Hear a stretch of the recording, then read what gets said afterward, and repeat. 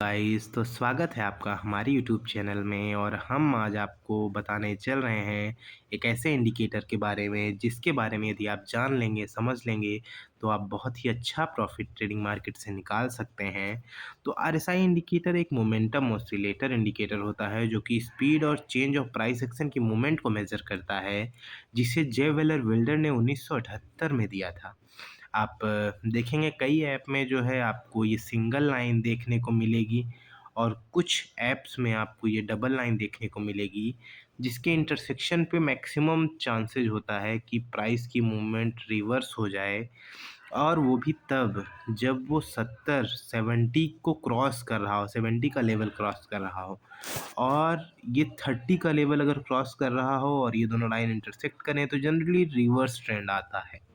लेकिन ये तो बेसिक्स हैं, आपको और भी चीज़ें इसके बारे में जाननी पड़ेंगी, तभी आप एक सही ट्रेड ले पाएंगे। तो आरएसआई इंडिकेटर में एक और चीज़ होती है, आप सबसे पहले उसकी बेसिक को समझिए। ये 30 का रेंज होता है, ये 70 का रेंज होता है, और आरएसआई इंडिकेटर कुछ इस तरह से चलता है। तो आपको यहाँ पे जो है सेल ऑर्डर लेना है, और यहाँ पे ही बाई लेना है। जब वो 30 के नीचे हो आप तभी बाई ऑर्डर लीजिए, और जब 70 के ऊपर हो तभी आप सेल ऑर्डर लीजिए।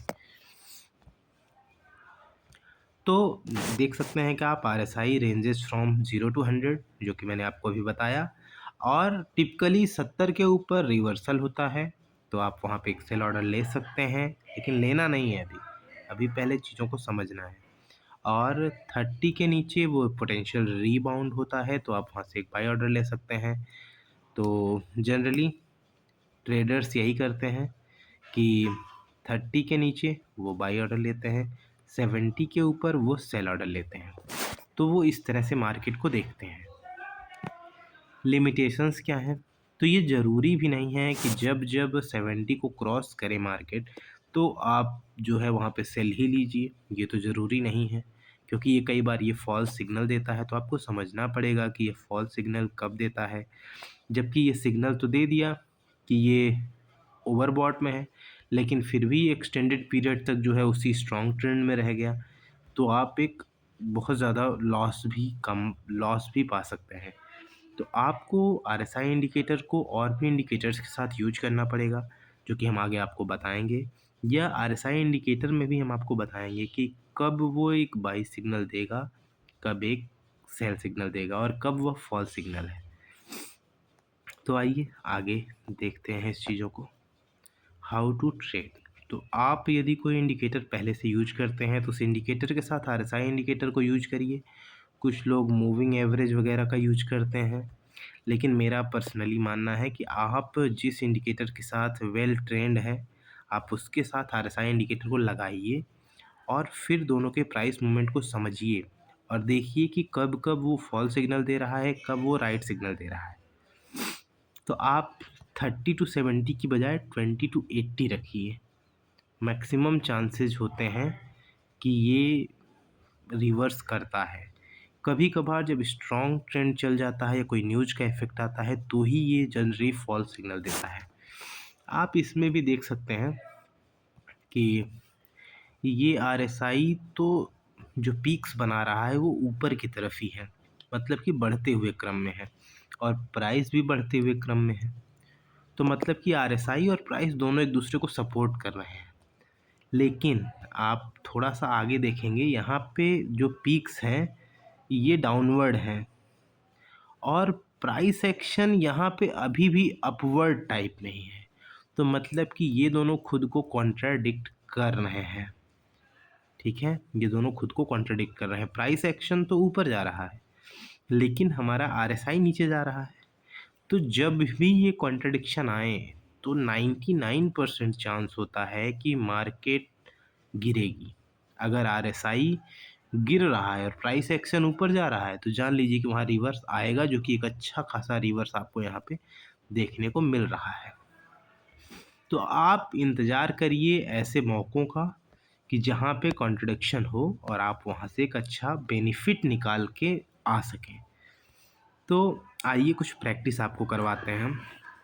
जैसे यहाँ पे अभी मैंने आपको इसके बारे में बताया कि किस तरह से जो है ये कॉन्ट्राडिक्ट किया और एक प्राइस एक्शन नीचे की तरफ गया। इस ग्राफ के माध्यम से हम समझते हैं और किस तरह से हमें ट्रेड लेना है इसके बारे में हम सीखते हैं। तो आप देखेंगे कि यहाँ पर हमारा जो है ओवर सेल कंडीशन में मार्केट आ गई है, आरएसआई ये बता रहा है और ये ऊपर की तरफ सिग्नल दे रहा है कि आरएसआई ऊपर जा रहा है, लेकिन प्राइस एक्शन नीचे जा रहा है और यहाँ पे कंट्रडिक्शन है, तो फ्यूचर में मार्केट ऊपर ही जाएगी। और जैसे आप यहाँ देखिए, यहाँ पे जो है मार्केट एकाएक गिरी है और जब एकाएक गिरती है तो वो रिबाउंड करती है। तो ये देखिए यहाँ पे ओवरसेल कंडीशन में गया तो उसके बाद मार्केट उठी है। और यहाँ पे आप देख सकते हैं कि यहाँ पे आरएसआई ऊपर की तरफ इंडिकेट कर रहा है और यहाँ पे प्राइस एक्शन कांस्टेंट है, एकदम स्ट्रेट लाइन में है। तो मतलब कि आरएसआई तो कह रहा है कि मार्केट ऊपर जाएगी, लेकिन प्राइस एक्शन को वो खींच के नहीं लेके जा पा रही है। और जब ऐसी कंडीशन होती है तो मार्केट धड़ाम से मैक्सिमम टाइम में नीचे आती है। तो आप यहाँ पे एक अच्छा बेनिफिट निकाल सकते हैं। तो आइए अगले ग्राफ के माध्यम से चीज़ों को और अच्छे से समझते हैं। आप देखिए यहाँ पे जो है ये तीनों पीक्स नीचे की तरफ इंडिकेट कर रही हैं, यहाँ तीनों पीक्स ऊपर की तरफ। तो आप एक छोटा प्रॉफिट निकाल के हट सकते हैं। और यहाँ आप देखिए प्राइस एक्शन ऊपर की तरफ जा रहा है और ये धीरे धीरे नीचे की तरफ जा रहा है। और जब ऐसा होता है तो एक बैक आप इतना प्रॉफिट यहाँ पे ले सकते हैं।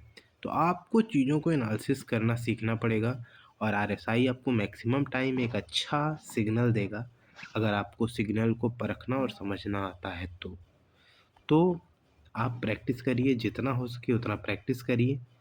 आइए हम इसमें भी आपको दिखाते हैं कुछ, जैसे कि हम अभी आपको बता रहे थे कि ये ऊपर की तरफ इंडिकेट कर रहा है, प्राइस नीचे जा रहा है।